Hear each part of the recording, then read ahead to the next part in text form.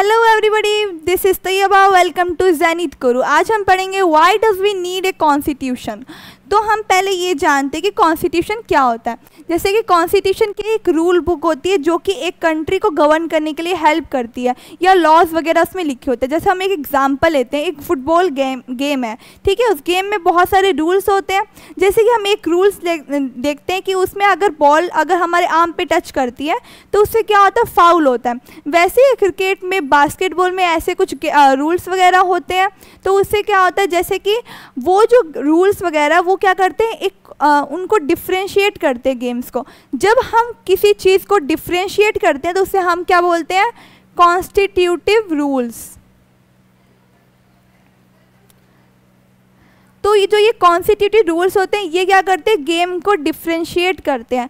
तो हमारे जैसे कॉन्स्टिट्यूशन है, कॉन्स्टिट्यूशन में कुछ रूल्स होते हैं। जैसे हम अगर कॉन्स्टिट्यूशन में कुछ प्रोविजंस हैं, अगर वो डेमोक्रेटिक होंगे तो वो हमें दिखाया कि हमारी कंट्री एक डेमोक्रेटिक है। अगर उसमें जो उसके प्रोविजंस है वो अनडेमोक्रेटिक होंगे, यानी डेमोक्रेसी को नहीं दिखाता, तो वो हम उसको अनडेमोक्रेटिक बोल सकते हैं। जैसे कॉन्स्टिट्यूशन हमने ये पढ़ा कि कॉन्स्टिट्यूशन एक सेट ऑफ फंडामेंटल लॉज होते हैं जो कि हमारे गवर्नमेंट को रन करने के लिए हेल्प करते हैं। सोसाइटी को रन करने के लिए हमें रूल्स की जरूरत होती है।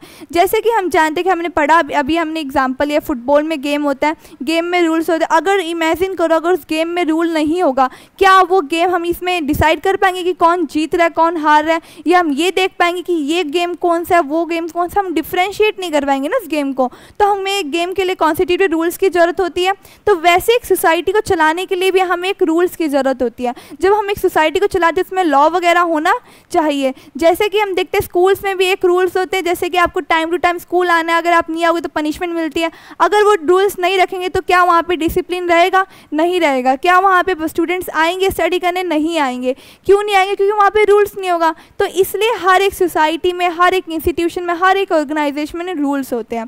तो रूल्स क्या करते हैं, हमें उस चीज़ को रन करने में हेल्प करते हैं। यानी कोई भी ऑर्गेनाइजेशन, कोई भी इंस्टीट्यूशन या कोई भी गवर्नमेंट एडमिनिस्ट्रेशन, सबको रन करने के लिए हमें क्या चाहिए होता है, कुछ ना कुछ लॉज और रूल्स की ज़रूरत होती है।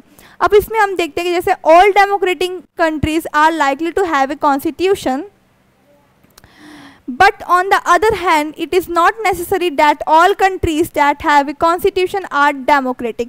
जैसे इस लाइन का मतलब ये है कि डेमोक्रेटिक कंट्री के पास कॉन्स्टिट्यूशन हो सकता है, लेकिन इसका मतलब ये नहीं है कि कॉन्स्टिट्यूशन जो डेमोक्रेटिक कंट्री सिर्फ उसी के पास कॉन्स्टिट्यूशन हो सकता है। जैसे कि हम देखते हैं कि सबके पास कॉन्स्टिट्यूशन होता है, सारी कंट्री के पास कॉन्स्टिट्यूशन है, क्योंकि कॉन्स्टिट्यूशन के एक बेसिक फंडामेंटल रूल्स होते हैं या लॉज होते हैं जो कि रन करता है कंट्री को या गवर्नमेंट को। तो ये हमें पता है, लेकिन ऐसा कोई ज़रूरी नहीं है कि कॉन्स्टिट्यूशन है तो वो कंट्री डेमोक्रेटिक होगी, वो कंट्री अनडेमोक्रेटिक भी हो सकती है। जैसे हम चाइना का ले सकते एग्जाम्पल। चाइना क्या है, चाइना डेमोक्रेटिक है, नहीं है।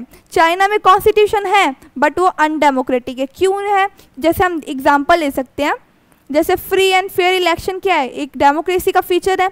तो जो कि हम देखते हैं फ्री एंड फेयर इलेक्शंस नहीं हो पाते हैं वहाँ पे।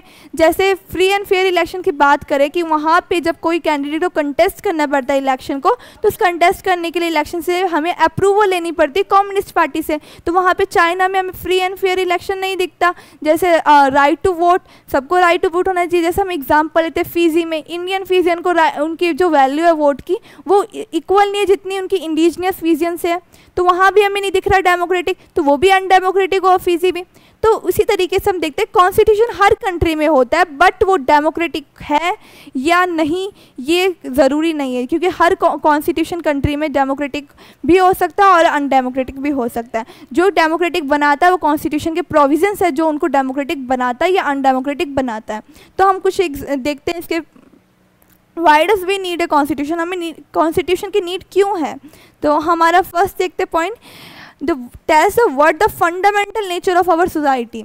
जैसे कि जो कॉन्स्टिट्यूशन, पहले हम जानते हैं कॉन्स्टिट्यूशन क्या करता है। जो कॉन्स्टिट्यूशन है वो हमें हमारा fundamental nature of the society बताता है, यानी सोसाइटी का नेचर कैसा है। जैसे इंडिया का नेचर कैसा है, ये अमेरिका का जो नेचर है वो कैसा है। तो ये सब जो नेचर बताता है वो फंडामेंटल नेचर बताता है, वो कौन करता है, हमारा कॉन्स्टिट्यूशन बताता है। जैसे इंडिया है, इंडिया एक डेमोक्रेटिक है, इंडिया में बहुत सारे प्रोविजंस है, किस तरीके से काम करता है, किस तरीके से लॉ है, ये जो जितने भी लॉज वगैरह जैसे ये सब क्या करता है, हमारे नेचर डिफाइन करता है कॉन्स्टिट्यूशन सोसाइटी का।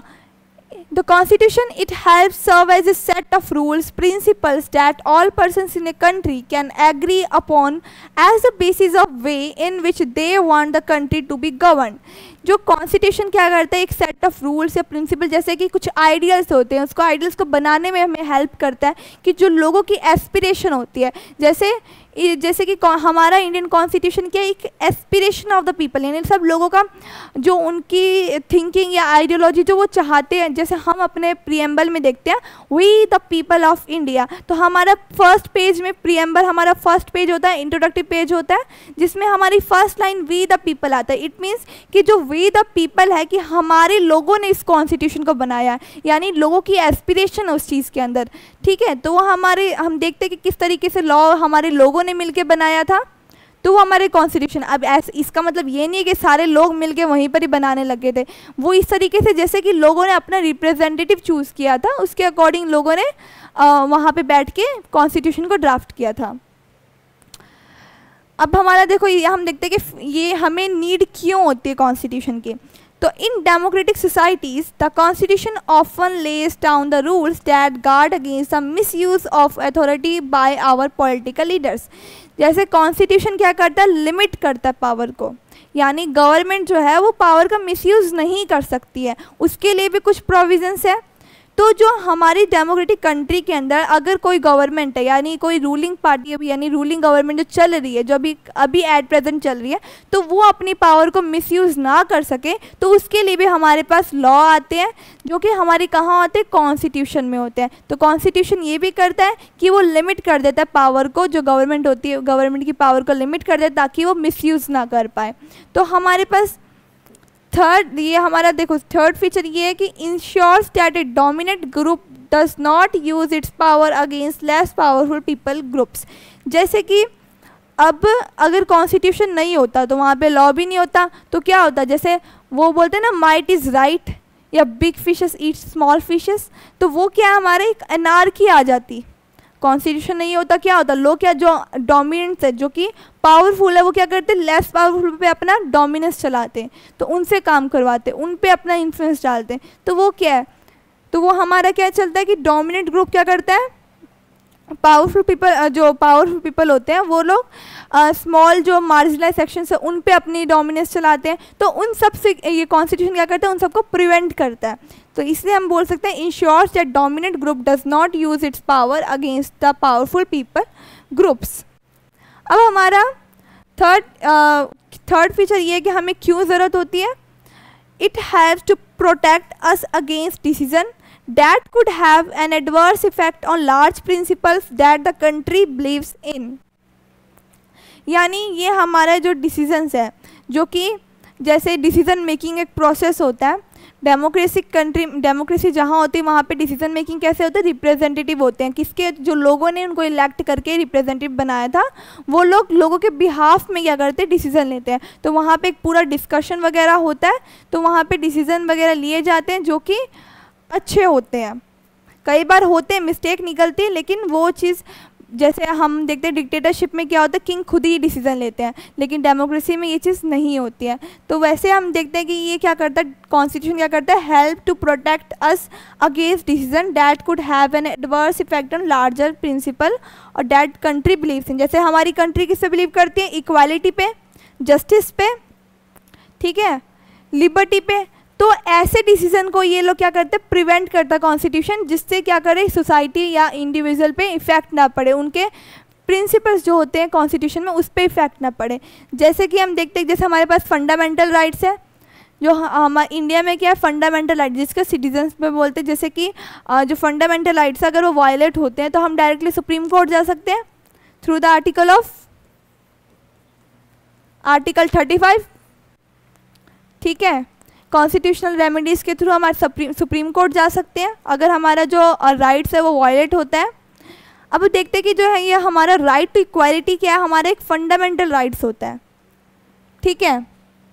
जैसे मैंने अभी आपको बताया है इक्वालिटी के बारे में कि ये जो प्रिंसिपल्स होते हैं इक्वालिटी, जस्टिस, लिबर्टी, ये सारे इसी में आते हैं कि ये हेल्प करता है कि डिसीजन जो होते हैं जो कि एडवर्स इफेक्ट ना करे larger principle that country believes in. Country believes यानी जो लोग है, कंट्री के जो लोग हैं जिन पे वो लोग बिलीव करते हैं उन पे कोई इफेक्ट ना आए। तो इसलिए क्या करता है कॉन्स्टिट्यूशन, उस चीज़ को प्रोटेक्ट करता है। ये चीज़ें आज हमने पढ़ी कि why do we need a constitution. We need a constitution क्यों चाहिए होता है हमें, क्योंकि ये क्या करता है, guard against the misuse of political power, ensure that dominate group does not use its power against a less powerful, और प्रोटेक्ट करता है हमें decisions that could have an adverse effect of larger principle that country believes इन। ठीक है, thank you so much.